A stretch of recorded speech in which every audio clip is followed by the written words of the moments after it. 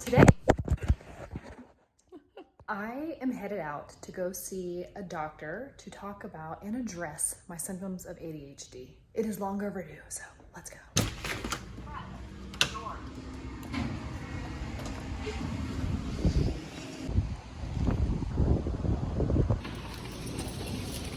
Welcome to my new office. It is extremely messy, but hey, we've got a spot to hang out here. My watermelon blanket.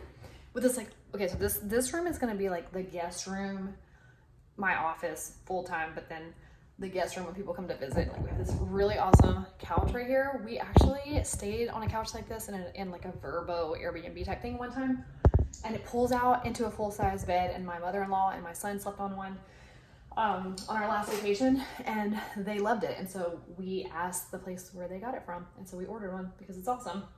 And I didn't want a bed taking up the space in here while I'm working. So I'm back from my appointment, and I have to tell you, I was a little shocked. You know what the doctor told me?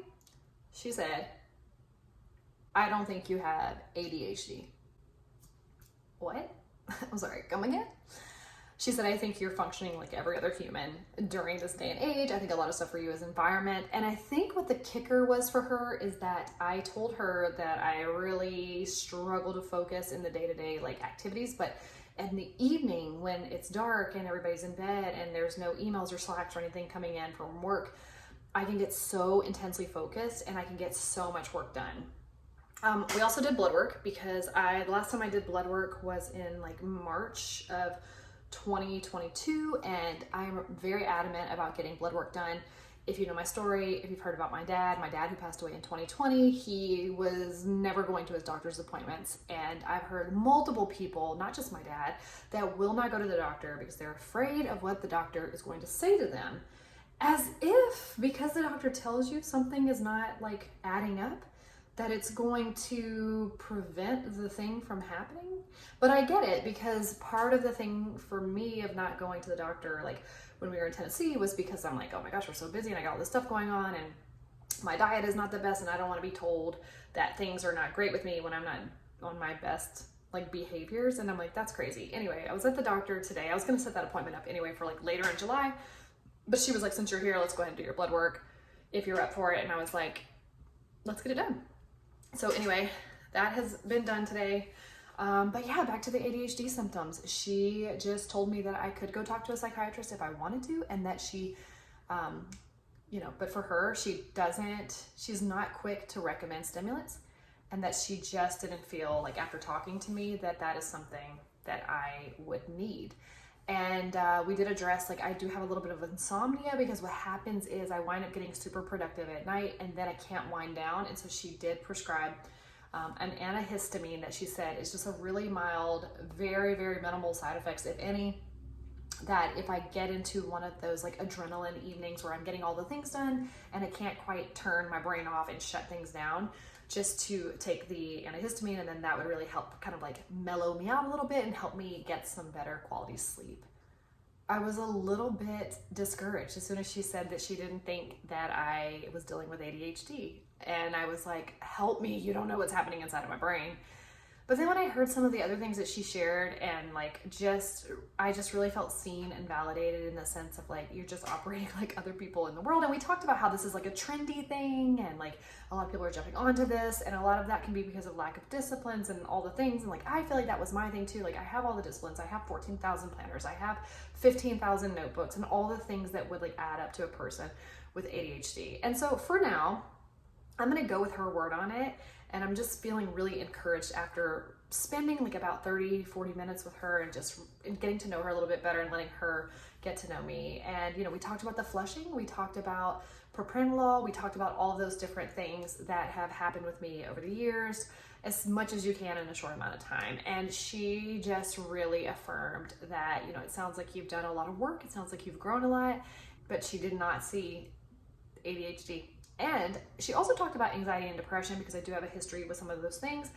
And I asked her at the end of our visit, like, I know you said you don't really see the ADHD, but and she had told me that I could go talk to a psychiatrist who would be able to better evaluate, but if I take an assessment, anybody in today's age could most likely take an assessment and get diagnosed with ADHD, so she didn't feel comfortable doing that.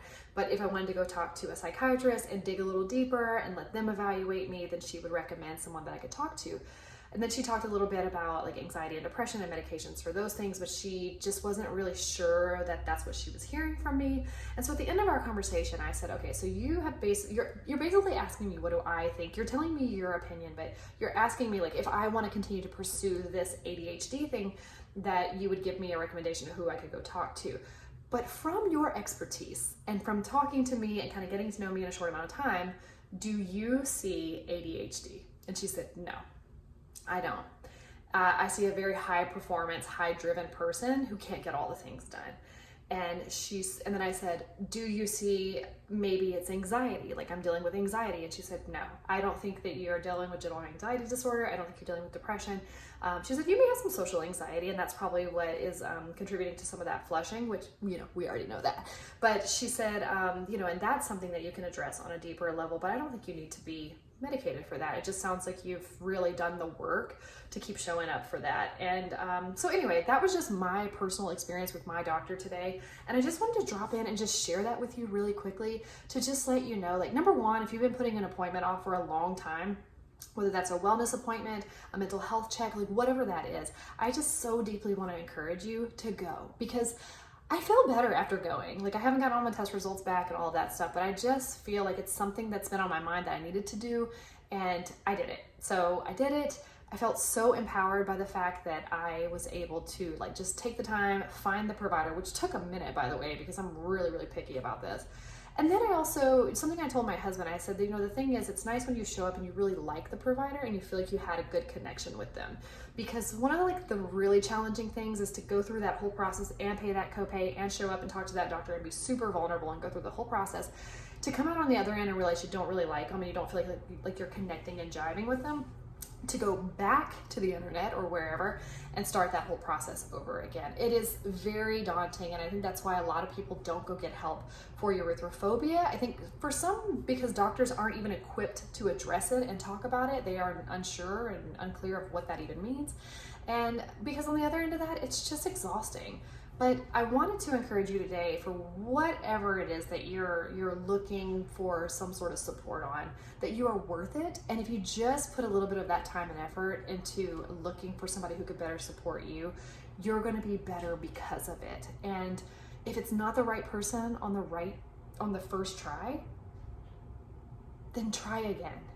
I think so many of us wind up in getting to like a bad experience with a doctor and go, I'm not going back to see a doctor again. Why would we do that? I mean, and I'm saying that like to myself too, because I've done it. I had some really negative experiences with doctors in the past, but my past like couple of experiences have been really great. I talked about one on this channel. It was a PA when I lived in Tennessee. She was fantastic, and she was starting to address some of the symptoms of the flushing. She's the one who prescribed propranolol to me. She wasn't quick to throw out anti-anxiety medications. She really met me where I was, and I felt like she understood and saw me. And then I got pregnant, so I didn't ever go back and see her, and plus her office was like an hour away from my house. She was worth it for sure, but I just didn't go back because then I got pregnant and it came into a new season, and I wasn't dealing with a lot of the things that I was dealing with at that point in my life. So, but I'm so happy that I saw her and got to know her and just felt so seen and understood. And she's the one who kind of rebuilt that faith that I could have in doctors again. And then for this one, I just feel like I saw her online. I looked for somebody with really good reviews, and she had really good reviews, and just was hoping that it was going to be a good connection, and she was fantastic. So I just really felt like I felt really seen and heard, even though I can get like this and get a little blah, blah, blah. And that also gave her some insight to who I am, and that although I am very social and I like connecting with people, if I'm being super vulnerable, especially with somebody I don't know, and a doctor, because doctors have like this authoritative thing, like I just kind of immediately feel inferior to them. It's stuff that's based in my childhood of like, be a good girl, show up, be a good girl at the doctor. But today I just felt really confident in like showing up as myself and understanding that she is the doctor, but I know my body and I know my mind and I know the things about me, and that I was partnering with her for her expertise on how we could better help me.